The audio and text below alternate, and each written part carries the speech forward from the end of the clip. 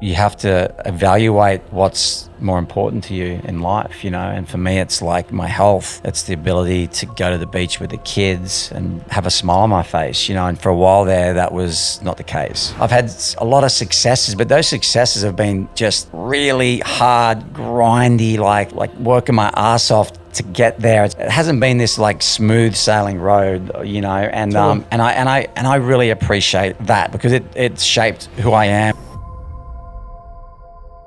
What's up, everybody? Today's guest is at the intersection of discipline, humility, and raw truth of the ocean. He's a big wave surfing legend, 10-time Molokai to Oahu champion, father, coach, and modern waterman. This conversation is not just about hype or shortcuts, but about presence, preparation, and respect for forces that are bigger than yourself. We explore how lessons learned in heavy water translate directly in to fatherhood, leadership, business, and culture. This conversation is about earning your confidence, having proof of concept that you are who you say you are, and finding meaning by staying close to what's real. R-E-A-L over R-E-E-L. None other than Jamie Mitchell. Welcome to the show, man. Thanks, buddy. Thanks for having me. I'm pumped to... That was one of my first rolling starts, dude. Yeah, right. I thought it was like kind of cool. We could chop it up a little bit and then do the intro later. It's kind of fun, a little different. Dude, there's something about surf culture where you were talking about the weather. You talk about like Surfline. I've seen you, Luca Padua, Laird, like a bunch of these guys. Like you're living your life on like, where are the waves? Where do I go? What's going on? Like, but you're also navigating being a husband, being a father, navigating business, and then trying to seek adventure as well. Jamie, how the fuck do you balance all that? It's a really good question, and I would probably dare to say that right now it's probably that I'm at the hardest crossroads of trying to do that because, you know, I don't get paid to surf anymore. Like I'm not a sponsored athlete anymore. So, you know, to be able to take off from the family to go surf and to navigate all the other, like, you know, the training, you know, groups that I have with the kids and the adults back in Oahu, and then, you know, just to justify taking off, it gets really hard, you know. So it's a juggle, but I have an amazing wife that allows me to, you know, to be able to dig out like I did and go to surf Todos in the contest and hang with the boys and have a good time. And, you know, and more importantly, I'm starting to sit back and reflect on these opportunities that are coming to me because, you know, they're becoming less and less. And they will become less and less just on the fact that these young kids are coming up. I'm going to be turning 50 next year. And so, you know, you've got to, at some point, you know, number one, either your body will give out and you know, and or, you know, your time has come and these young kids come and steamroll you, you know, but that's not yet. Don't get you. Yeah, I'm still doing pretty good. Jamie's still hanging on, guys. Better watch out. I'm still hanging on. Twiggy just won the contest, and he's a few years older than me. So, you know, like he's 53, I was 49, and he finished first, and I finished fourth on the weekend. So, does that give you a little bit of hope? Oh, it does, man. My body feels good. My mind is as strong as it's ever been, and you know, big wave surfing, there's a lot of experience involved. There's a lot of making, you know, good decisions, being calm and being able to be relaxed. And I think that us older guys have a little bit of a head start in that area, you know. What's interesting about maturity is the young bucks always think like more is better, but better is better. And what I've noticed in observation, I mean, I'm watching LeBron. I'm a big basketball fan. And what's interesting, and Kobe talked about this about a year before he passed away. He said, true maturity is stillness. It's the ability to sit back, press pause in the midst of chaos and adversity, and then make the appropriate decision, but on your timeline rather than the timeline of somebody else. Yeah. So as John Wooden would say, you're quick but not in a hurry. Yeah. That's huge, especially in big wave surfing, because it's like you're trying to find the right wave, but you also understand you're up against the clock. Yeah. Yeah, there's and you'll see it. It's very distinct, and not just the contest, but just in the lineups. You know, the young kids come out with a hot head of steam, and they're like a cat in a hot tin roof. You know, they're just like they've had 8 cups of coffee, you know, and they're trying to get everything. They're trying to prove themselves, and they're trying to just, and it can be quite annoying if I'm being honest. I'm sure. You know, it's you know, but they don't know any better, and they're just trying to, and I get it. They're trying to make a name for themselves and stuff. But I think that if, you know, with the older generation, if they were able to take that step back, take a breath, and let waves go, and you know, they would get that little bit more respect, and actually, you know, guys like myself, and that would call them into more waves, instead of like when you see a kid paddle for 10 waves in an hour and miss half of them and still going for waves, you're like, okay, like, you know, we're going to have a conversation here. Or it's an interesting thought though, right? Because there is the argument of probability, right? Of like, I mean, look at sales, door-to-door sales. You're going to get told no 300 freaking times, and then you might get one yes. Yeah. And it's like, as you get older, you have to just push back a little bit. You have lifetime reps where it's like you can self-reflect on like, man, I shouldn't have taken that flight to that place. I shouldn't have made that decision. I shouldn't have done that thing. But all those things sharpened your wisdom sword to then understand and recognize. And so I'm curious, like, as a stubborn person like myself, you could have told me like, hey, Bryce, don't do that thing. And I'm like, sure, cool, Jamie. I'm going to go experience it myself. And then I learned the hard way, and I'm like, dang, I should have listened to Jamie. Yeah. So it's like, how much is that coming into play now, where like, do you sit back, especially as a father, where it's like, you know, your child, you know, 8 years old is climbing on something or doing something they shouldn't do, and you're like, oh, I want to go save them. But you also have to kind of let them fall in order to learn. Yeah. How does that come into play in both fatherhood and your sport of surfing? Yeah, I mean, look, I've made plenty of mistakes myself, you know, but, you know, you hope that you learn from them. You know, that's the... You hope. you hope, and as a parent, you know, I try and explain why I think this is a good idea or not a good idea, and then I want to see what you do with your personality and your mind. I want to see what you do with that information, and yeah, and then we can go from there. And like the same with my children is the same with, you know, I have had conversations with some friends of mine about the way they act in the water, and some people have taken it and used that, you know, that advice in a good way, and some have seemed to have forgotten about that advice, you know. And so, you know, you just have to sit back, and at the end of the day, look, everyone has their own journey, and everyone has their own personality, and that's what makes life great. You know, if everyone was the same, it'd be boring as shit, you know. Totally. So that's what I talk about in politics, man. Like, it's so interesting when everybody's like left, right, blah, blah, blah. It's like they have a different lens in the world than you. Yeah. Rather than being judgmental, like pull from Ted Lasso, be more curious than judgmental, and seek to understand. Those are like 3 of my favorite words of all time. And I'm like, help yourself understand why they think the way they do. Why did they take that wave, rather than just like, hey, that wasn't a good wave to take. Like, you're an idiot. You're just impatient. Da, da, da. It's like, hold on.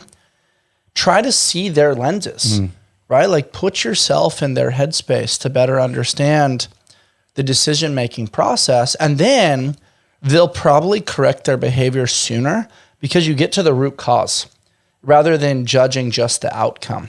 How much do you weigh and measure that now that somebody that's been in the game for a while, you've observed a ton. You're also very intuitive, I would assume. Like, you have the ability to just kind of feel a wave and know like, hey, this is the one to take, versus, hey, I'm going to pull back a little bit. This is a good opportunity versus not. How much does intuition weigh and measure your decision-making modern day?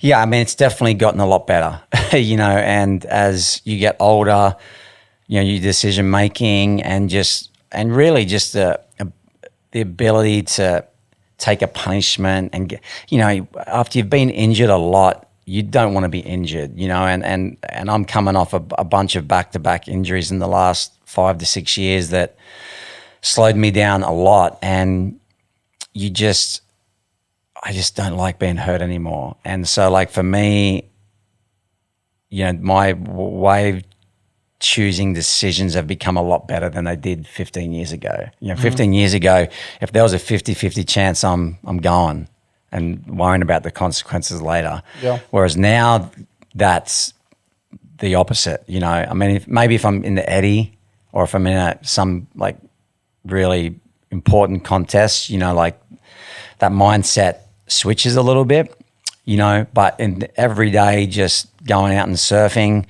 those 50-50 ones, I'm probably pulling back and just waiting for the one that I'm going to have more of a chance to make, and that's just maturity. That's just longevity, like wanting to not get hurt. If I get hurt, it's not just me that's hurt. Like my family, cops the brunt of that as well, right? So Yep. it's bigger than me now. Whereas before it was just very selfish, all about me. But now it's not. It's complete opposite. Well said. Courage changes shape when someone is watching you come home. Yeah. Right? Like, how did becoming a father change the way that Jamie Mitchell assesses risk? That's a good question. I got a funny story about that. So I had my first daughter. We had our first daughter, Nevaeh, and it was in August. So it was summertime in Hawaii, and everyone had talked about, how is it going to change when you have a kid? Are you going to want to surf big waves? It's dangerous, and this and that. So like it was sort of in my mind, like, man, like this, I want to find out, like, am I going to think differently? And so this swell popped up in Australia, in Western Australia, which is a long way from Hawaii, and it was a borderline swell, like really, really, like, looking back now is a horrible decision, right? So I decided to go. My daughter's like maybe a month old, and I fly to Western Australia. I get to this spot, Kalbomi, and it's onshore, like lumpy. It's 20 feet, and literally I'm the only one there. I've got like no one. I'm the only one out in the middle of the Indian Ocean, and I'm having a really good session. Actually, I'm making a really good, go of this crappy session, and then all of a sudden I get sucked over the falls on one. I get sort of flash knocked out underwater. By the time I come up, I try to get on the sled. I'm like, oh, my elbow, like I'm trying to get on the sled and my elbow won't work. And I'm trying to pull myself up and then my knee wouldn't work. And I just got completely flexed. And so that was the end of the session. I was down south of Perth. I could barely walk. So I have to drive back to Perth, jump on a plane, go back to Sydney, where I've got friends who are doctors and stuff. And then, so long story short, fractured elbow, a small tear on my MCL, and I can't fly home. So my wife and kid had to fly to Australia. And, this was all to try and prove a point to myself, that would I be different, And the answer was no. Like when I was in the water, my mindset, like I realized that I wanted it just as bad as I always wanted it. But what I tell people for me changed was I actually wanted to work harder because I wanted to be even more safe, more prepared, and more ready to charge and be safe, So who I went with on the swells, like you pick my Jojo and Greg Long and certain people that you line up with, like if shit hits the fan, they've got your back 100%. They're going to be able to save your ass, So those things became even more dialed in for me. So it wasn't like I was going out and charging harder or anything like that. I wasn't charging any less. I was just like, okay, I'm going to prepare even more. So when I'm in that situation, I know myself and I'm going to go, that I'm ready. And so that's how I looked at it. And also I wanted to show my daughter that when you love something and that's like what your job is than to pursue your passion. Like that's what you should do. And if she wants to pursue something that's dangerous, but that's what she loves and that's what she's good at and that's what is her life, then I'm going to support that 100% because how could you not, you know? Yeah, life's too short to play in the land of limitations and just like live in the land of mediocrity, right? What's so cool about this is just that in some cases you look at the Kelly Slaters of the world and the monetization of some of these people that are winning, right? That's what's always in the news. But very similar to like CrossFit, tennis, some of these smaller sports, to monetize when you're outside of the top 20 is brutal. And then the world falls in love with that big P word, potential. So when you're a young whippersnapper and you're on the up and coming, Quicksilver's knocking on your door, O'Neill's knocking on your door, Billabong's knocking on your door. There's all these great, awesome opportunities, probably Patagonia and some of these other adventure brands. But then what happens is you get towards the end of that journey, right? And there's a tunnel. And I view that tunnel of like, I have so much wisdom and I have a little bit left in the tank. Like I can still do this. But it's a little harder. The warm-up's a little bit more. The preparation's a little bit more.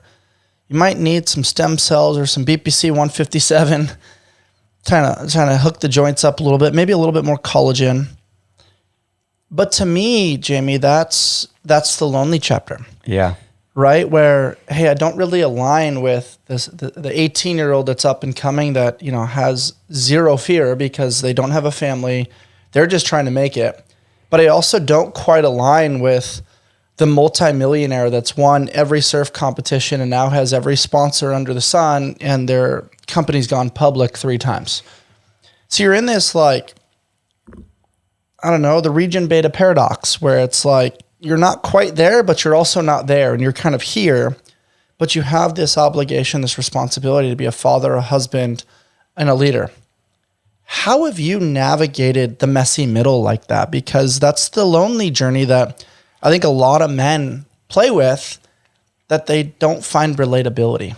Yeah, it's really tough. The last, if I'm being completely honest, the last 2 to 3 years for me and my family have been the roughest of financially it's ever been. You just, luckily enough for me, like I was able to buy a house in Hawaii at Sunset Beach just before COVID. I was still sponsored by Quicksilver, and then COVID happened, and I got dropped from Quicksilver like instantly, right? So now I've got this mortgage and no income, and living in Hawaii, there's not a lot of opportunities to make decent money. Go pound nails or go paint or do something for $25 an hour isn't gonna allow you to pay a mortgage when you got a house by the beach, right? Mm-hmm. So you have to adapt, right? And for me, I really like helping people. I really like mentorship. I feel like I'm really good at it, and so I've started to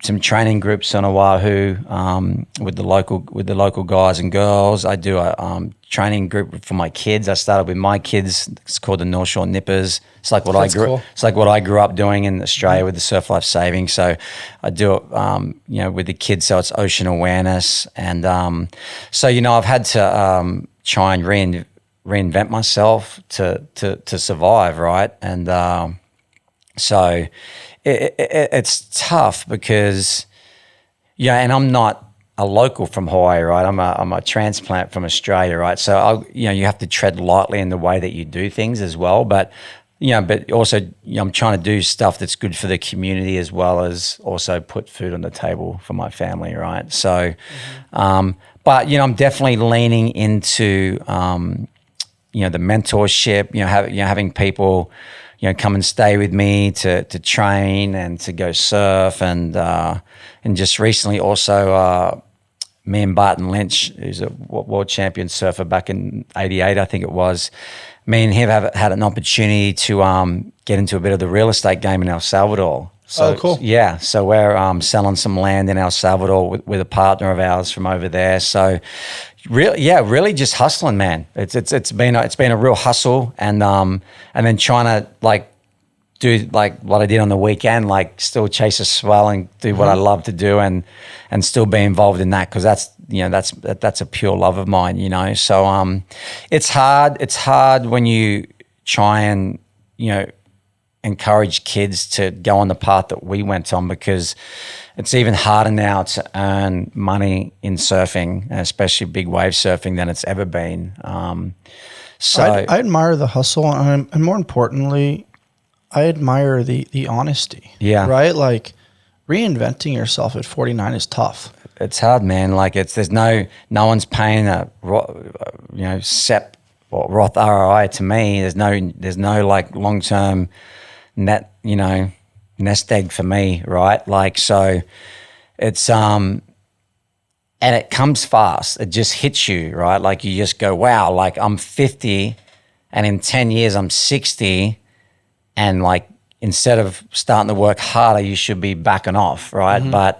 But when you are in sports that, you know, aren't NFL or an NBA or at tennis, where you can set yourself up in a few years and never have to work again, you know, like you have, and I may even be one of the sort of semi-lucky ones that was able to buy a house and semi-set myself up that way. But, you know, it's a real challenge, and I think it's something that the young athletes don't get taught, you know, how to look after money or what to do with money early on in their career, and to have something to fall back on, because, you know, how many surfers make it, man? It's such a small percentage. You know, on the North Shore, everyone wants to be a pro surfer. Like, you see all these kids and parents, and they just homeschooling their kids, and they're sending their kids around the world, and it's just like, man, there's not many Johns around that are going to make it, you know. So it's you know, I never want to tell someone not to chase their dream, but I think more than ever, like, there's got to be something on the side or something to fall back on in case things don't go the way that you want them to, you know. I'd argue though, like, it's a mystery looking forward and it's science looking back.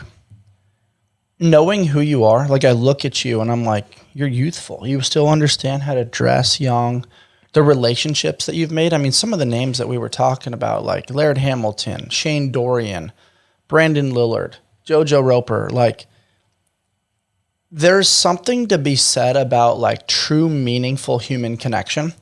Like, hypothetically, if you were to die right now, that funeral would be packed with the relationships and like the surf trips that you took, Surfline people, Quicksilver people, because of like the depth and the roots of true meaningful relationships.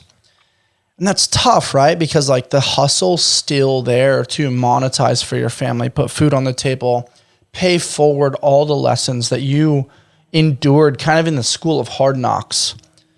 But then there's also something to be said about the 5 F's: faith, family, fitness, finances, and fun. Well, only one of those was finances. Yeah. I feel like a lot of surf culture is really rich in all the other things.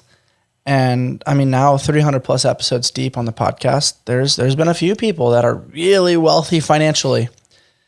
And then they're 3 out of 10 in all of the other ones. How do you navigate that? And what do those conversations look like with you and your wife? So that way you stay on the beaten path, even when it's financially tough.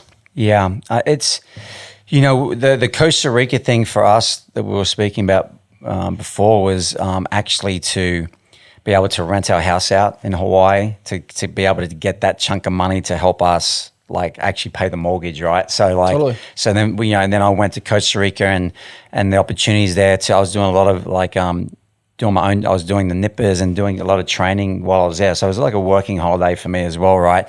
And also a reset. Like, I felt like we were getting stagnant a little bit in Hawaii, and I needed to just get away and even just open my views of what's possible with me, you know, being a mentor or training people or how that looks, right?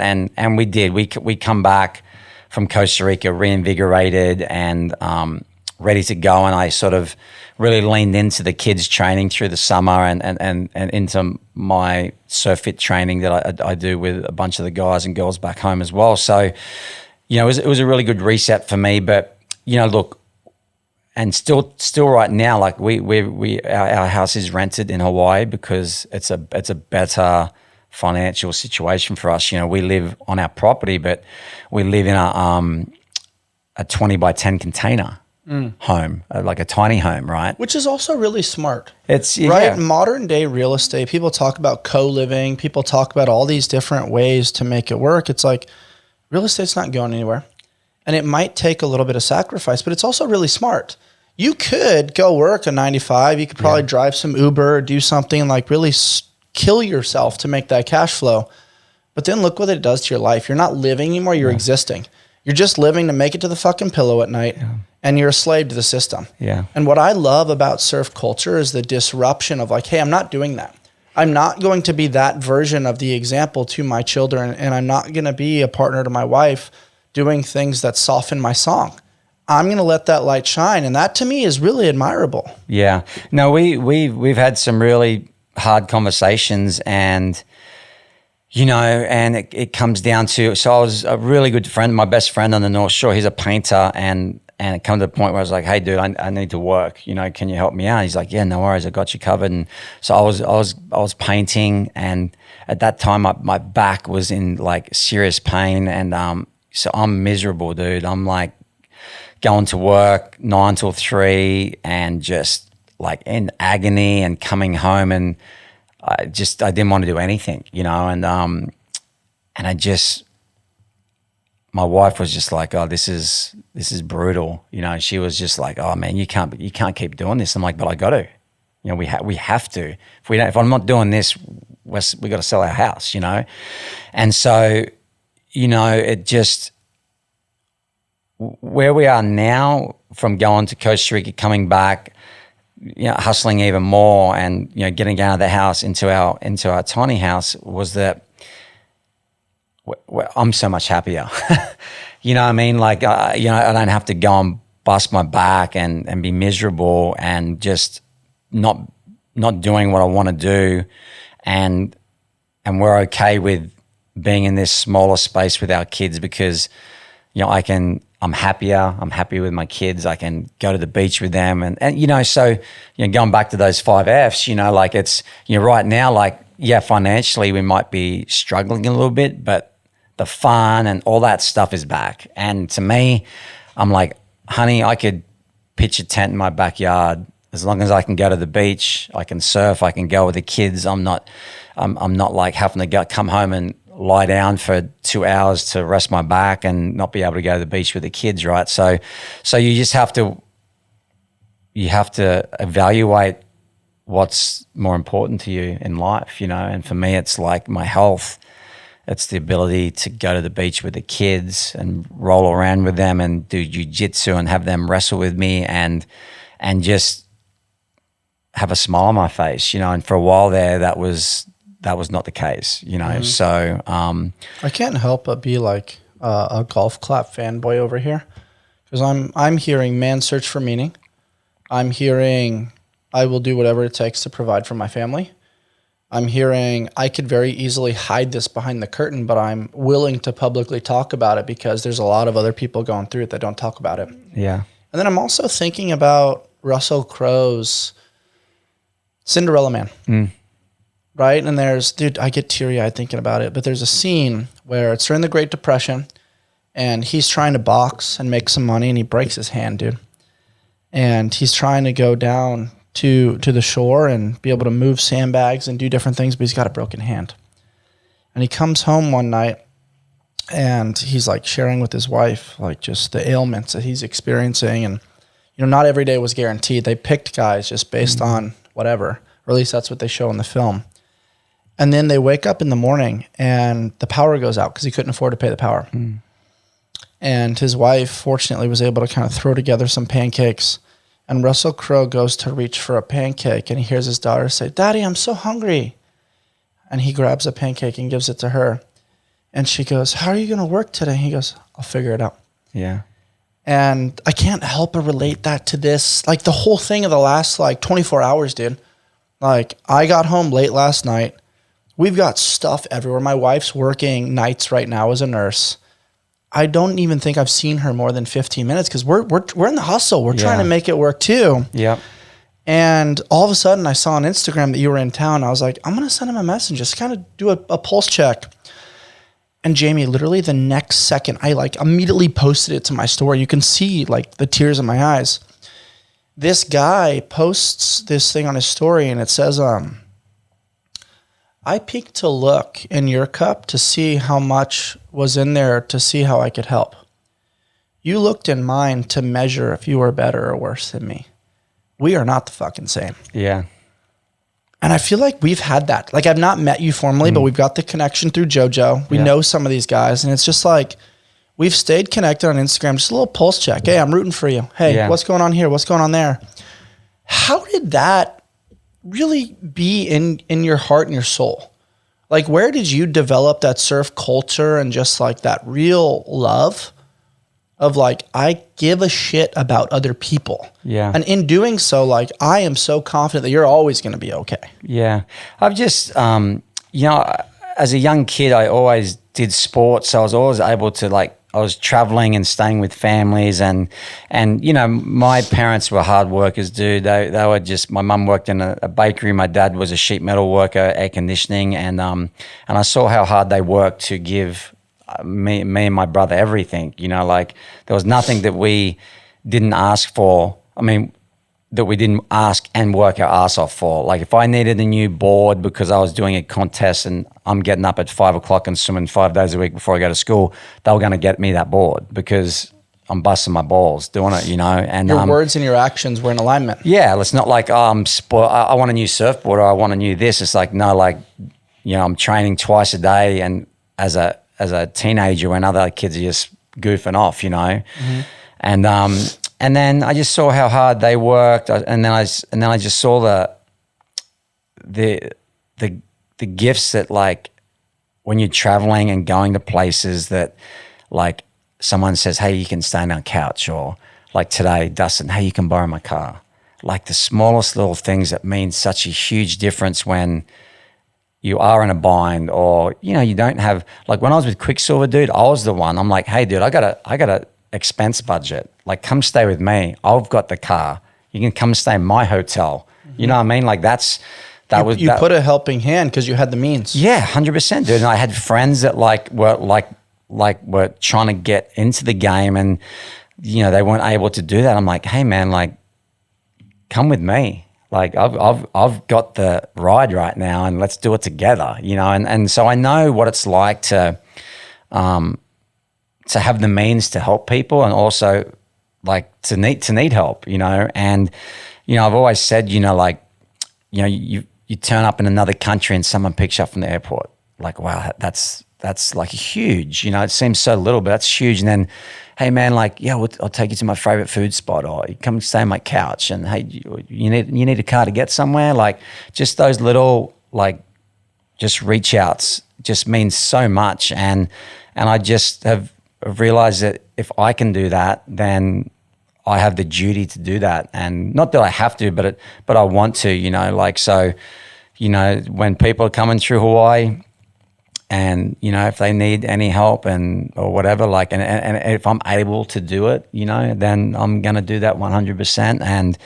And they're the people that I want to roll with, you know, they're the people that I know that, like, you know, when I turn up here and JoJo picks me up at the airport, takes me to his house, he's got the skis, he's got the canisters, he's got everything. We just jump in the car, we roll across to Mexico, and then, you know, Greg Long's got his place down there, and he's like, okay, let's do, you know, when we're just this, like, it's the red carpet, you know, and so that's what I do as well, man. I think it goes back into lifetime reps, like the depth of conversations with these guys, the share, the care, the consistent, like, it feels good to give back. It does. It feels so good to be able to just, like, I'm sure Dustin's like, man, I was able to help Jamie out today. Like, that feels good. It feels good to help someone out, you know, and it does feel, and it feels good to do it without expecting anything back, you know, and that's the true sense of a good human, is like, there's no, like, I don't need anything in return. Just I'm happy to help, and I can help, and yeah, that's a really cool thing about the life that you're living, is when the receiver becomes the giver. Yeah. How cool is that? It's so cool, man. It's like when the student becomes the teacher. Yeah, passing the torch on, passing on some wisdom, and you know, guiding someone in the right way, and watching them flourish and make mistakes, and you know, like you know, rewrite those wrongs and continue on the path, and just it's cool, and it's cool to have. That's why I like the mentorship side of things. You know, I really like, you know, people that are really willing to listen and really dive in and really, like, you know, dig their feet into that. I'm into that. I'm into those type of people, you know. I like that. Yeah, the half in, half out, like here and there, like that's not how I was. So it's hard for me to relate to. It's hard to relate, you know, and that's but if someone's comes and they want to learn, they want to listen, they want to succeed, then you know, I can give everything to that person, you know. There's a moment that I watched literally last night on YouTube where they asked Matthew McConaughey, what are your thoughts on just half-assing it? He's like, if you say you're going to do it, do it. Yeah. Go all the way. I mean, you know that firsthand. Commit to the wave. Yeah. Because if you go half-ass in a commitment to a wave, you're face planting and you're going to pay the consequences later. Yeah. Yeah. And I think there's something to that in a world that craves security. They crave, like, you know, a little extra leash. Oh, if I make this decision, I could pull back at any moment. Like, we're in a world right now, Jamie, that's very non-committal. Yeah. They don't want to sign long-term partnerships. They want to see, like, hey, for 3 months, let's see how you monetize. And it's like, that's not commitment. No. Imagine doing that in a marriage. Imagine doing that on a wave. Imagine doing that to your own freaking life. Hey, I'm going to sort of try this diet sometimes. Yeah. It's not going to work. Yeah. No. And it's funny, when I was creating my little, my website and stuff, and, you know, offering the mentorship style programs and training programs and stuff. And I'm just trying to think, I'm like, okay, what could be my little slogan / you know, little thing. And I've been thinking about it, and, you know, I like the chain link fence, right? Like it's 3 C's, and the C's are interconnected like a chain. And for me, it's like, so commitment. Without commitment, you know, you have nothing. Sure. And then, so you have commitment, then you need consistency. Mm-hmm.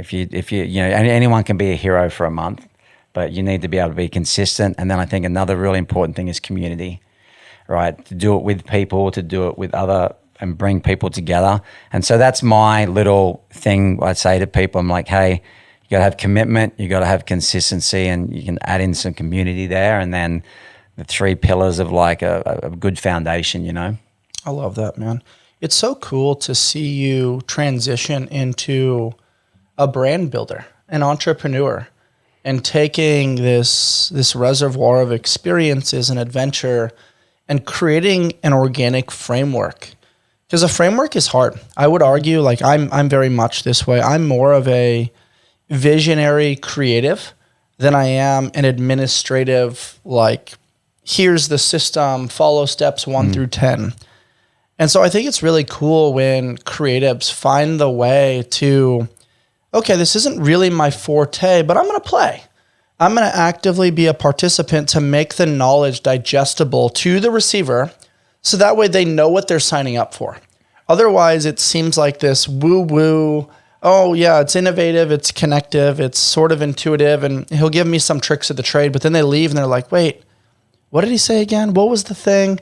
And you're doing a great job of creating structure. Yeah. And I think that's very masculine, right? Like, we create the structure, And then that blends with the feminine, which is that creative, like making a house into a home. Yeah. Yeah. I've been, another thing I'm really into is, and I've had a couple of clients, is just, it's more like, hey, like I can tell you, like anyone can tell you what to do, you know, but what is it that you like to do? Even to the fact of like, hey, like you need, like, I'm a big believer in having schedules. You know, especially for training, like it's like you need to, like when you wake up Monday, what am I doing? Is it yoga at 5 o'clock? And then, you know, like having that schedule Monday to Friday, I think is a huge thing. And then I think it's also having the ability to work with your family. Like, you know, I've, you know, even got on the phone with wives and like, hey, like, do you want your husband to succeed? And it's like, yes. It's like, oh, so what, you know, when can he do this? What times, how long can he be away? Like, let's work together to make this a successful partnership, right? And then you get that commitment from both of them. And it's like, hey, dude, okay, like now what would you like to do? Like, what is it? Do you like bike riding? Do you like swimming? Do you like running? Like, what is it that you like to do? So again, we're going to be successful in what you're doing. Or when can you do it? Is there a community? Like, and then we just start to plan out this whole long-term plan for success, you know? And I think that's super key. It's not just like, maybe I'll do this on Monday and maybe I'll do this on Friday. I think you hit the nail on the head there. Jesse Itzler talks about that. He says the things that get scheduled are the things that get done. Yeah. If it's not scheduled, it becomes a negotiable. I fight that daily in the world of health and fitness because fitness seems to be an option. It's created within our social system and our education system as, hey, you're going to be in class these non-negotiable mandatory hours. Then you get these little slivers of like recess or PE or whatever. And so it downloads in the mental operating system. Fitness is when you have leftover time. It's a luxury. But you said it earlier. When you have your health, you have thousands of problems. When you don't have your health, you have one problem. Yeah. How do you get people to create buy-in around that as somebody that, you know, went to the school of hard knocks, pushed against the grain a little bit, but now you're first and foremost living it? How do you teach that in a mentorship setting so you create buy-in amongst these young kids? I think it's like with my kids, I think you just have to lead by example. Mm-hmm. You know, I think they won't listen, but they'll watch. I think you just like, you know, I think people, you know, I had this really awesome group. It's called Surf Fit, and it's just made for people that want to get better surfing or just better in the ocean, confidence, and it's just real simple. It's swimming, soft sand running, and paddling. We all have soft tops. I go down and set a couple of buoys out, and we're just doing laps, running, swimming, paddling with some breath hold stuff, and you know, I've got like a 68-year-old retired builder to some young professional surfers to just all in between, you know, and I make it so that it's not like someone is like 5 miles out in front. Like I do it by time, right? So everyone does the same amount of time. I'm like, okay, if Jamie does 15 laps and you do 5 laps, that doesn't matter, because we're still doing 20 minutes. The 20 minutes is the same whether you do that amount or I do that amount, right? So they get to see some high-level athletes do it. They get inspired, and then they see the way that, you know, for me, I'm living my life. Like I'm 49 years old. I'm in pretty good shape. I'm still able to go and do all the things that I do, and, you know, and somewhere like on the North Shore, like, people see you riding your bike. And you know, obviously with social media now, like, and Strava and all that stuff, people can see what you're doing, right? And so I think, you know, for me, it's always just been, I've never been a big talker. It's just like, hey, this is what I do. I know that for me personally, like, exercise and fitness is life, not just physically, it's actually more mentally. You know what I mean? I would actually rather have a great workout than an average surf. Yeah. For me, because I grew up more of an athlete than a surfer. I was like all into sports, and surfing was just something. Probably why you've lasted as long as you have, right? Like when you look at the best of the best, Laird trains regularly. Yeah. Even after his hip replacement, Shane's training like a madman. Yeah, right now. He's jacked right now. Yeah, he's going back the other way again. Right, so, yeah. And so it's like, I don't know. I look at that too, you know, in the basketball realm. I look at a guy like Derek Fisher. I look at how LeBron really took care of his body. You look at Kobe, you look at MJ. The guys that really took pride in putting the reps in the weight room, understanding nutrition, understanding recovery, it made their basketball better. Oh, yeah. I mean, you hear the stories, right, of Mamba, of Kobe and stuff. Like, the you know, even the really good basketball players were still in awe of his work ethic, you know, and his ability to be there first and go out last, and that Mamba mentality. And it's just, again, right, like people, they see you, and I would like to think that, you know, in my hood, my neighborhood, and that people, you know, my wife says it to me. She goes, Jamie, you have a really good way of just like, you know, when you're up, when I'm on fire and I'm like doing my thing, it brings everyone up around me. You know, everyone goes along for the ride, right? And if I'm down and I'm down and out, then you can sense, you know, my little community that I work with also comes down, right? So when you're in that moment, how have you learned to ask for help? Because I think a lot of men in that moment, they kind of isolate. They might, you know, do some things solo. They might disconnect a little bit. But in that moment, like if you have a pretty strong community, it's like they've been there before too. Yeah. What are the little whispers behind the scenes that you have with people so that the kind of sadness or depression or injury strategy doesn't become like this big shout in your life? Yeah. Look, you know, the sauna for me is been huge, and I have a couple of really good friends that we sauna regularly together, and we talk. It's so funny you say that. So I have a sauna at my house. Yeah. If you're around later in the week, I'd love to have you and JoJo over. It started for me, like I learned it from Laird, and then I was like, oh, like this physiologically is going to be great for my recovery and CrossFit and training, blah, blah, blah. I created buy-in because of the science. Yeah. Dude, it turned into my social club. Yeah. Now it's like, you know, 10 to 15 minutes, like we're talking like this a little bit. And then it's like, oh, that pour was rough. Like your ears are burning. You're like, I can't breathe. But then you look at the little sand timer. Yeah. You're like, fuck, we got another 7 minutes, boys. Yeah. Let's do this. And on the other side, it's going to be worth it. We got the cold plunge there. We got the outdoor shower. We got the trampoline. We're going to figure this shit out. Yeah.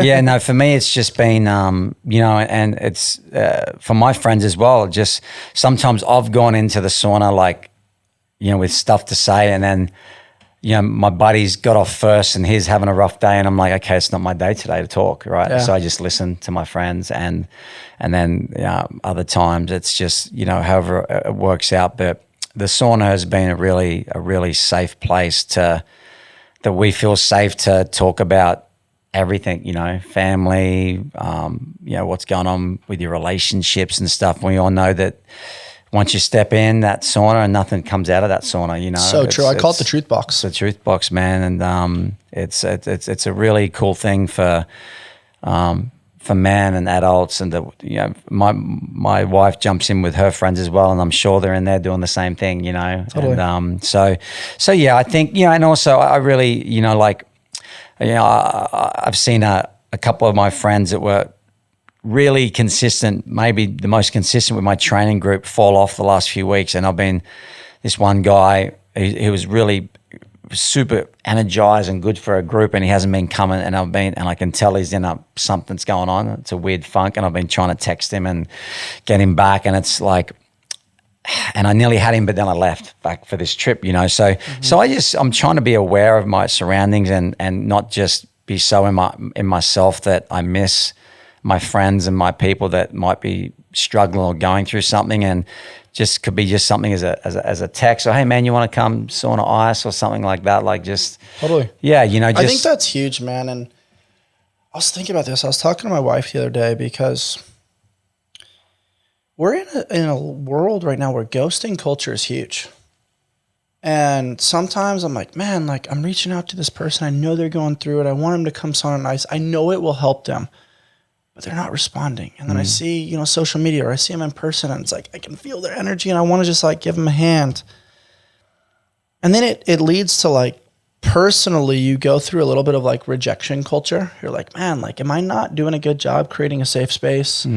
What's going on? And then you just even zoom out further from that. And what I've come to realize is reach out anyway. Yeah.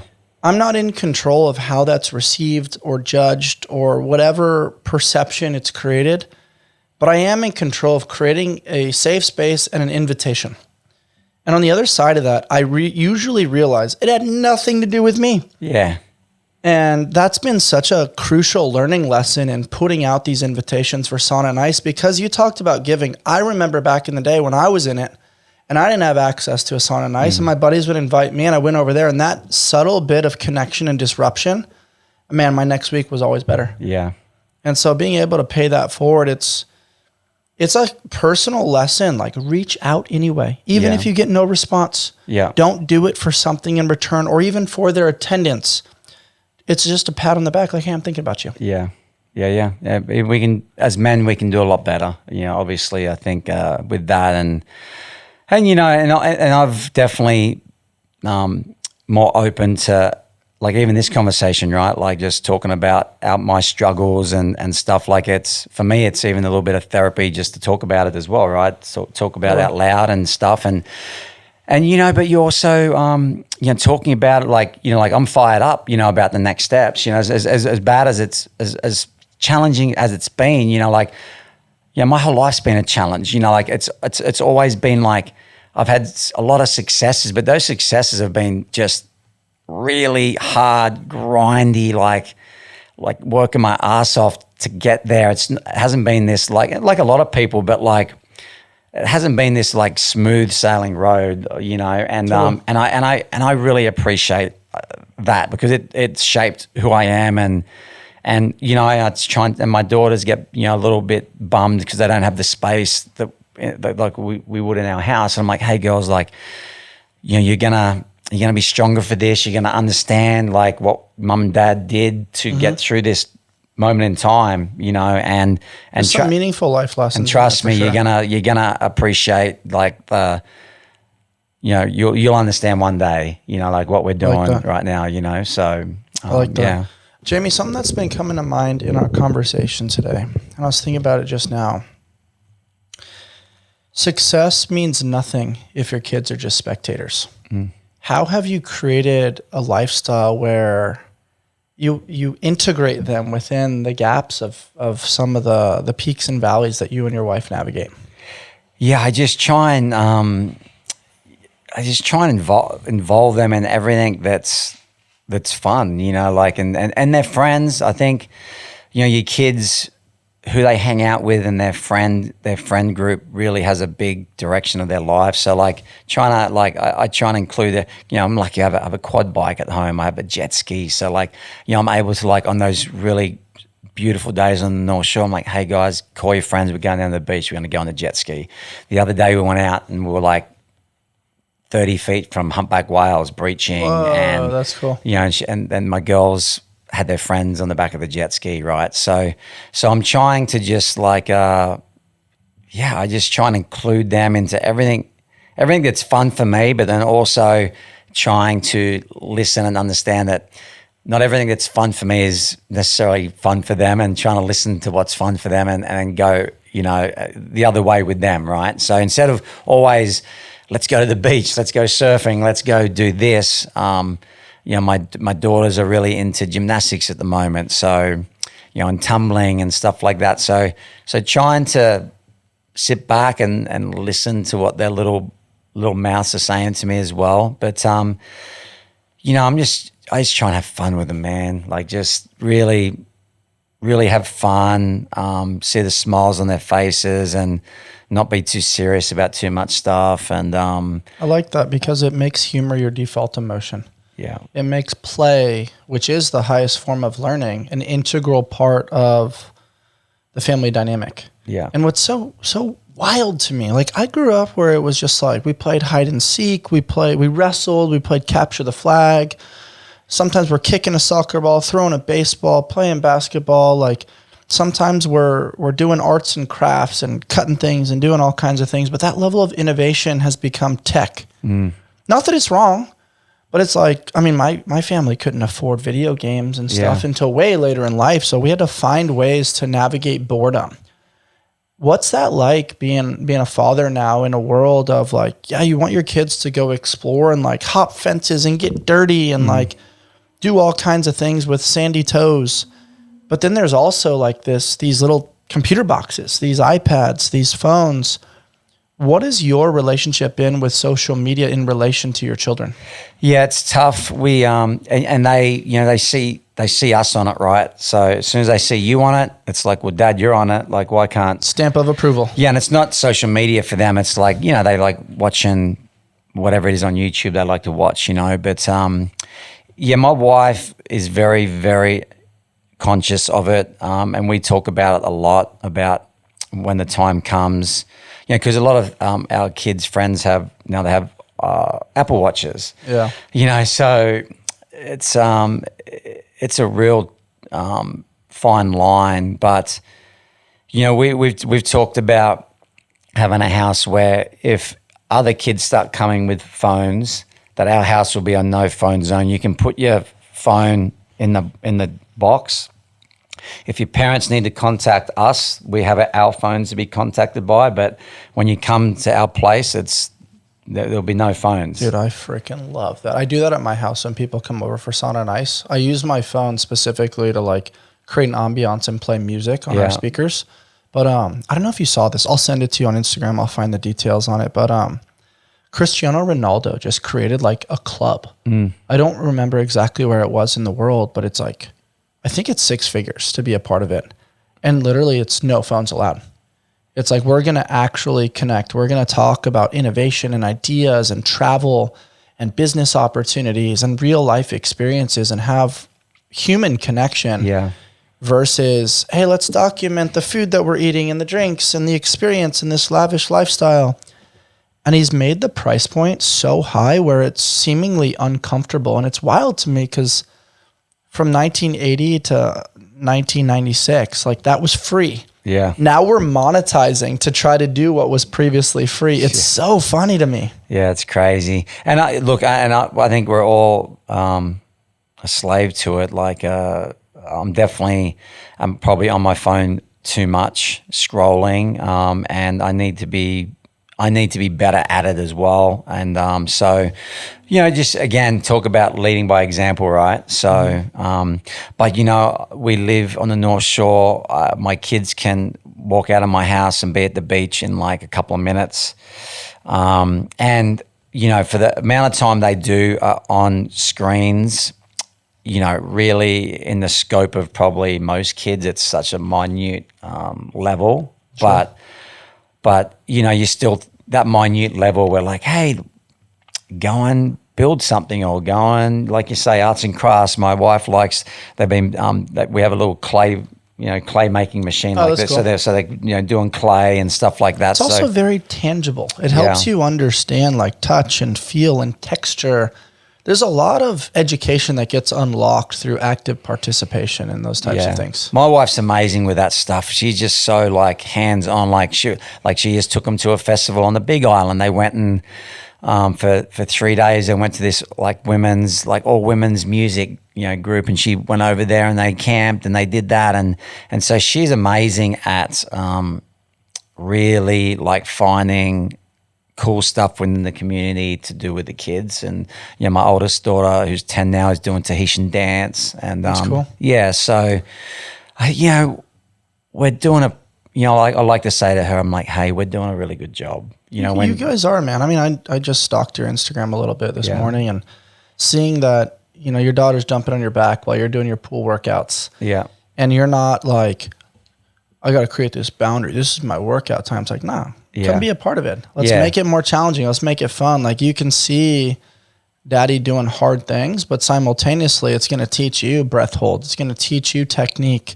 It's an opportunity to have that bonding and that connection through doing hard things. Yeah. Yeah. And I really liked them to, my oldest daughter is, she was like, Dad, I want a Garmin style watch, and I said, okay, what for? And she's like, I want the stopwatch and the time and this and that, and I'm like, okay, well, I'll buy you one, and you're going to run to school It's a mile from Sunset to Pipeline. That's where the school is. And she'd been doing this before, and not from any mind doing, but she's like, Dad, I'm going to run the school today.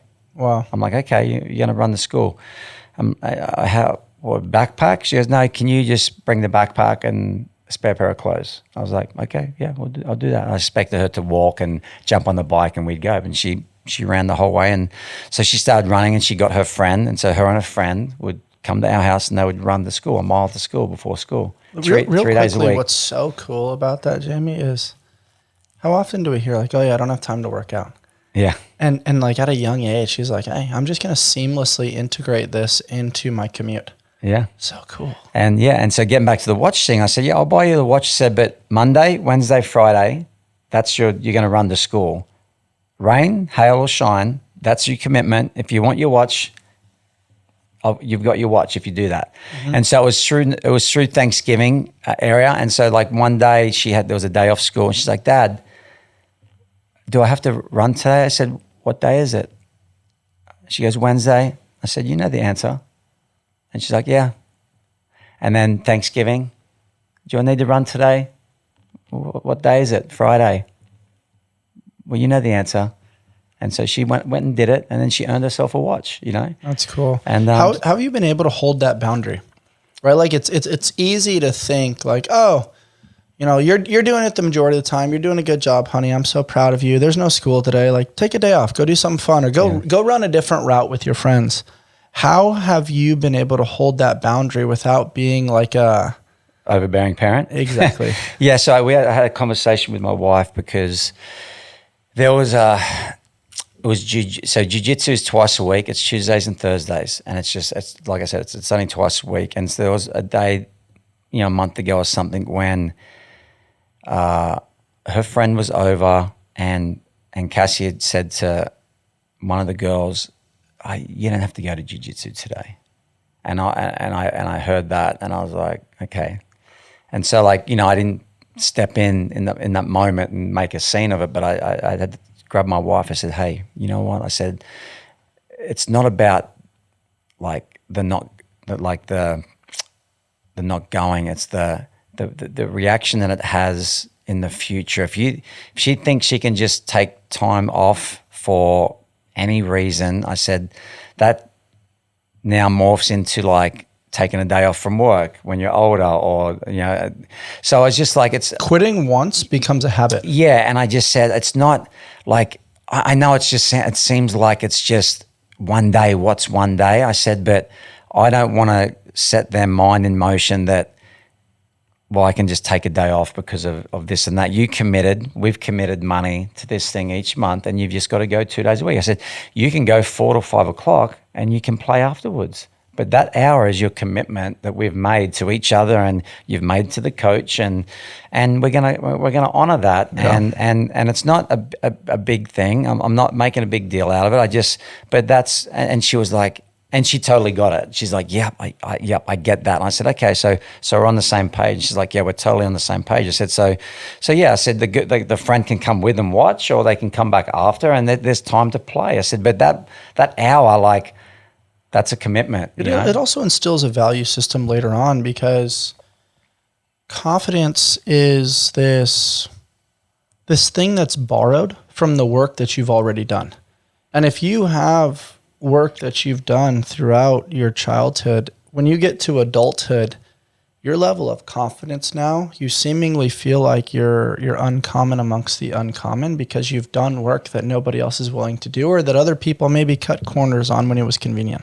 Yeah, and my kids, I really make an effort to also really praise them when they have done something and they've worked hard at it and they've done well. I'm like, hey, like, I try and explain to them, like, hey, like why you're doing junior lifeguards and you're the first one back out of your age group in the run, swim, run. I'm like, well, good job, darling. She's like, yeah. I said, well, that's because you've just done all this work with the nippers that we've been doing, and you've been showing up 2 or 3 times a week, and you've been putting in the effort, even sometimes when you didn't want to go and I've made you go. I said, but now that's why. It's not because you just went out and automatically just beat everyone. I said, no. I said, be happy and be proud of yourself that you worked hard, and that's what happens when you work hard.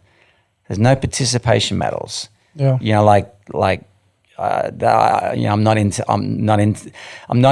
the kid that can get the same trophy as the kid that is training 5 days a week to the kid that just turns up and shows up. Like, to me, that's not how my world worked when I was growing up. It's not reality. It's not reality, man. It's something that creates a social acceptance so everybody feels good.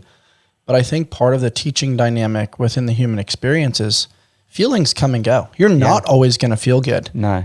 And and you need to lose. And another thing you guys are going to lose, and losing is good. You're going to learn from losing. You're going to feel what it's like to lose. But you know what? Winning's really good as well. And winning feels really good. And it's okay to win. It's okay to dominate. And it's okay to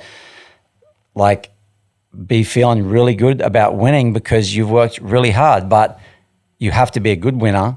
And you have to be a good loser in sport, I believe. You have to have I also think from a losing perspective, recognizing that it's not an indicator of self-worth, it's a data point. Yeah. Where could I have improved? What was not in alignment in my preparation that led to this outcome?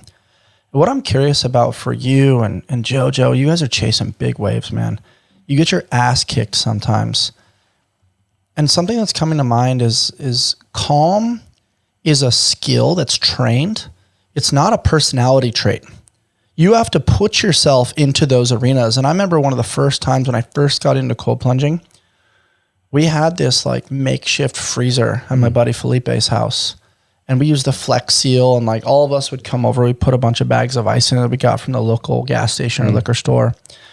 We would get into that first before getting into the sauna because, obviously temperature's higher after the sauna. I was like, no, this is what we do. And I remember I would get in, I'd dunk, I'd pop up, I'd have my little freak out, and then it was, and I'd find my little rhythm.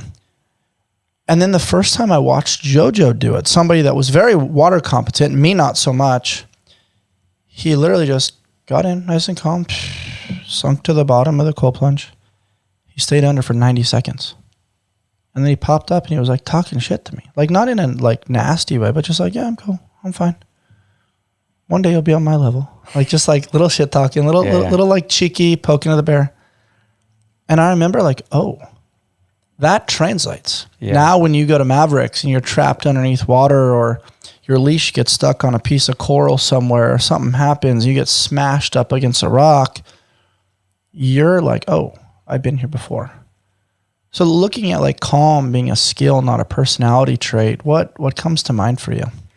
I think the calmness comes from experience. You just putting yourself in those situations. And there's definitely personality traits within different people that, have a certain calmness about them that they can maybe translate into that. But, you can't really train for a bad experience in big waves. You can be fit and you can do everything like that, but in that moment, is it fear, panic that kicks in, or is it, okay, I'm just going to relax here. I'm going to do the best thing I can do right now, and does tech help a little with that? Those flotation suits that you guys are kind of wearing? Oh, for sure. I mean, it's funny, right? Because we had this conversation this past weekend actually about, so when you have the flotation and stuff, it's there, right? So it's nearly the panic of having to grab it and pull it, and you're thinking about it. It's like a reserve, parachute on a skydive. But then back in the day when we didn't have it, there was no thinking about it. You were just underwater and you were just dealing in the moment. And it was nearly in a way, sometimes it was nearly easier, even though you didn't have that to come up. But sometimes that trying to grab this thing and pull it because you're underwater is taking the energy and the oxygen out of you instead of just being calm and relaxed. And look, I've seen some guys that don't really train that well and are out of shape that just have so much experience that in situations they they make it look easy. And then I've seen people that are just absolute studs, and they're training their butts off and they look jacked and they're ready to go, but they haven't been in those situations, and they either maybe don't panic in a sense that you maybe see it physically, but mentally they could be like really freaking out. And, so it's just, for me, it's for me now, it's like I've been in those situations so many times that experience has allowed me to have that calm demeanor in a really bad situation. But what I'm hearing there is you can't out-train experience. Training for the thing's not doing the thing. I think you can add it. Obviously being in great shape and all that stuff definitely is going to help. It's a tool. But you need that life experience, and you need those moments of like real fear. And is it fight or flight straight away, or is it where does your brain go? Is it going right or is it going left? Mm-hmm. And then at the start of it, mine was going to the fear and the panic, and then over the years it went like this, just ticked back to the other way, and now I'm back at like, being pretty calm most of the time. I like that, man. Because I just had the gnarly injury where my fins hit me in the face, and I split my face open, and 18 staples in my head, 15 stitches here, and nearly cut my jugular. 5 stitches in my cheekbone, and my quad fins hit me underwater out of reef, and I came up and I knew, and I looked down, there was just blood in the water. You start freaking out, thinking about sharks and stuff? No, I just looked at my friend and I said, hey, I went like that, and didn't scream, didn't yell. I just pulled him over, and he looked at me, and I said, you got to take me in. And he's like, yeah, you got to go to the hospital. I'm like, let's go. And it was What's that feeling like? Like thinking about health insurance and expenses and all those types of things, especially being international. It's more just like what your kids are gonna. They pulled me up on the jet ski. I had my quad bike. I'm driving through the neighborhood. Just blood everywhere. Oh, brutal. And I get home. I thought my kids were at school, but I get home and they're like up on the balcony, and they look down, and I'm like, oh, it's okay. It doesn't look as bad as it is. And my wife rushes down, and I go into the outdoor shower, and she's like, I'm trying to get my hood off, and she's like, what are you doing? I'm like, how bad is it? She gives me a towel, just whacks it on my face. She goes, just jump in the car. We got to go to the hospital. You know what I mean? And so it's cool that she can stay so calm and just understand logically there rather than like the emotional freak out, because that'll probably make it worse for you too. She's unfortunately been through a lot with me with injuries and stuff. So, but also it helps that I'm calm, right? I drive in, I'm like, hey guys, it's not so bad. I'm not screaming or freaking or like, how bad is it? Like I'm like, let's just go to the hospital, totally. And figure it out, Legacy is how people behave when you're not in the room. Now that you're approaching 50, what does legacy start to mean for you? I